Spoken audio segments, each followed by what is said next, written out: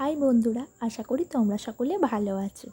আজ আমি তোমাদের দেখাবো কি করে আইএসসি ক্লাস 12-এর সাইকোলজি প্রজেক্ট বানাতে হয় এবং কি করে সেটা বিউটিফুল বানাতে হয়। কারণ তোমরা বুঝতেই পারছো, এটা এক্সটার্নাল টিচার ক্লাস 12-এ আসে প্রজেক্ট সাইন করতে এবং তার সঙ্গে তারা ভাইভাও নেয়। তোমাদের টোটাল প্র্যাকটিক্যালের মার্কস তোমরা জানো নিশ্চয়ই 30 মার্কস, তার মধ্যে অবশ্যই ভাইভা থাকে, কিন্তু সেটা খুবই কম নম্বরে।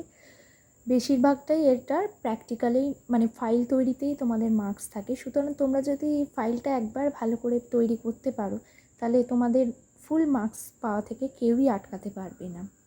চলো এবার দেখে নিই তাহলে। এটা দেখতেই পাচ্ছ, এটা একদম কভারটা, ঠিক আছে। কভারটা আমি সুন্দরভাবে ডেকোরেট করেছি, কারণ যেহেতু এক্সটার্নাল আসবে তাই জন্য। এটা দেখো তোমরা, ইন্ডেক্সটা এইভাবে করে নিয়েছি।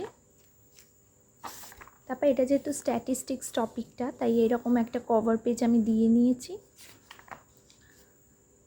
দেখতে পাচ্ছ আমি হেডিংগুলো সম্পূর্ণ একদম ব্রড লেটারে লিখে নিয়েছি, ক্যাপিটাল লেটারে সবগুলোই হেডিংগুলো। আর ব্ল্যাক পেন দিয়ে লেখার চেষ্টা করবে, আর হেডিংগুলো একটা অন্য কালার দিয়ে লেখার চেষ্টা করবে। ব্লু পেন দিয়ে চেষ্টা করবে লেখার, এবং ব্ল্যাক দিয়ে তোমরা মেটেরিয়ালটা লিখবে। আর এখানে দেখো আমি এখানে সব পিকচার্সই ব্ল্যাক চার্ট পেপারে স্টিক করেছি, কারণ যেহেতু পিকচারগুলো মোস্টলি হোয়াইট হয়। দেখো তোমরা পিকচারটা খুব ভালো লাগছে, ব্ল্যাকের ওপর একটা ফুটে উঠেছে তার জন্য। আর তার সঙ্গে হোয়াইট পেনে একটা লেবেলিংটা অবশ্যই তোমরা করবে, ব্ল্যাকের ওপর হোয়াইটটা দেখতে খুবই ভালো লাগে।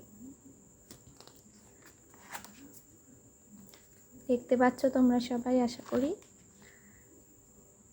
আর হ্যান্ডরাইটিংটা খুবই সুন্দরভাবে তোমরা লেখার চেষ্টা করবে। কোনো হোয়াইটনার যেন একদমই না ইউজ করো, কারণ এটা বোর্ডের প্রজেক্ট, সুতরাং হোয়াইটনার কিন্তু একদমই অ্যাকসেপ্টেড নয়। সুতরাং খুব মন দিয়ে তোমরা লেখার চেষ্টা করো।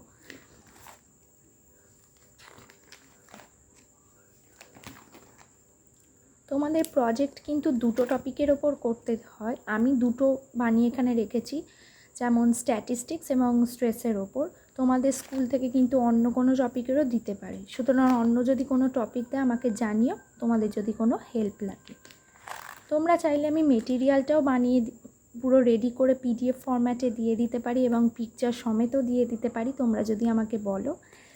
তাছাড়া তোমরা যদি চাও যে এটা এত বড় প্রজেক্ট, তো পুরোটা যদি আমাকে দিয়ে তোমরা চাও যে বানিয়ে নিতে, তাহলেও তোমরা আমাকে মেল করতে পারো।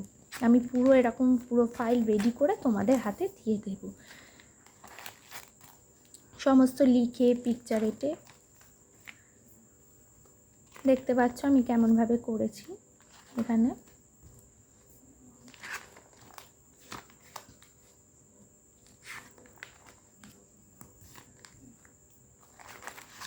তো যেহেতু এতে দড়িটা বাঁধা, তাই পুরো দেখাতে পাচ্ছি না।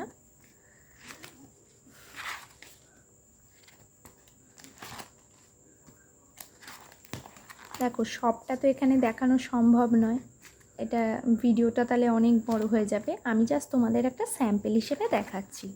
তোমাদের যদি মনে হয় যে আমার প্রজেক্টগুলো খুবই ভালো হয়েছে এবং তোমরা চাও এরকম তোমাদের প্রজেক্ট বানিয়ে স্কুলের টিচারদের দেখাতে এবং বোর্ডে ভালো মার্কস পেতে, কারণ অনেকেরই দেখো অসুবিধা হয় প্রজেক্টগুলো রেডি করে এতগুলো পিকচার আঁটা থেকে রাইটিং থেকে।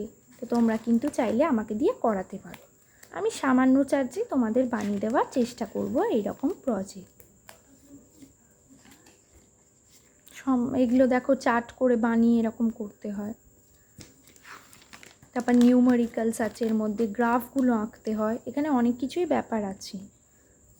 খুবই হেক্টিক টাস্ক এটা, প্রজেক্ট তৈরি করা। তারপর ভাইবার জন্য এগুলো ভালো করে মুখস্থ করতে হয়। এত বড় সিলেবাসের সঙ্গে এগুলো করা সত্যি খুবই হেক্টিক টাস্ক। তাই আমি চেষ্টা করব তোমাদের একটু সাহায্য করবার।